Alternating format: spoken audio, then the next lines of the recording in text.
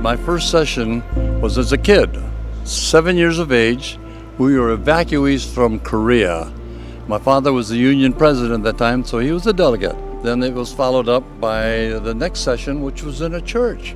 I think the only time, Sligo Church, 1946. 1950 was back in San Francisco.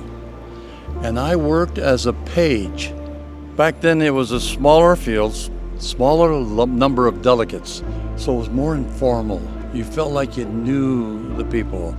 And they had the people sitting by sections, and even in North America, they had the North American division divided up by unions. So it was sort of a family affair. The General Conference of 1958 was in Cleveland, Ohio. I was a young pastor.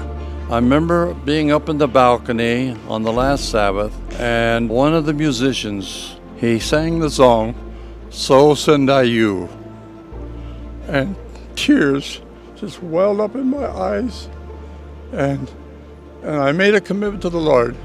If He asked us to go anywhere on planet Earth, I wanted Him to know I was willing to do it. A couple of years later, we get a call to go back to Korea, where I was born.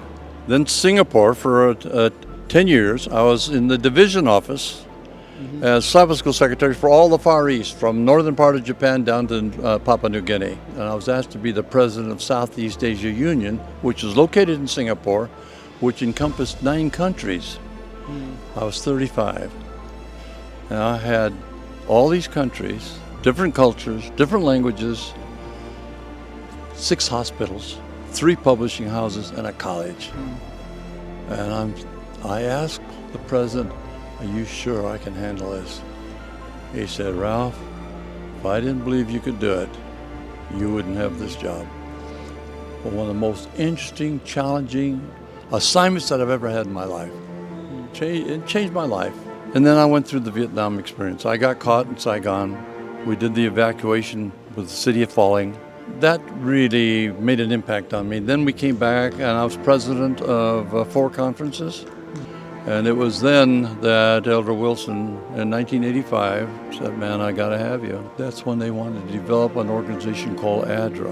No one ever heard of ADRA at that time. So he tried to explain it to me, and they sent people out to talk to me. I said, "No, I'm married to Southern California. I'm not gonna leave this. I just don't feel compelled to leave." Finally, the Lord impressed us to accept the job ADRA assignment. I said, "I'll stay for 3 years to help get the thing on its feet." Stayed 17 years, and I stayed there till the end of my ministry.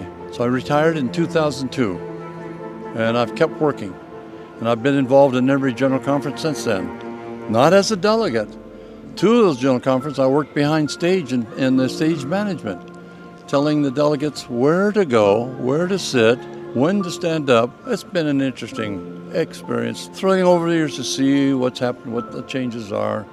I am grateful for being a part of this church. It's in my DNA, and I love the church, and I love being a part of this last generation.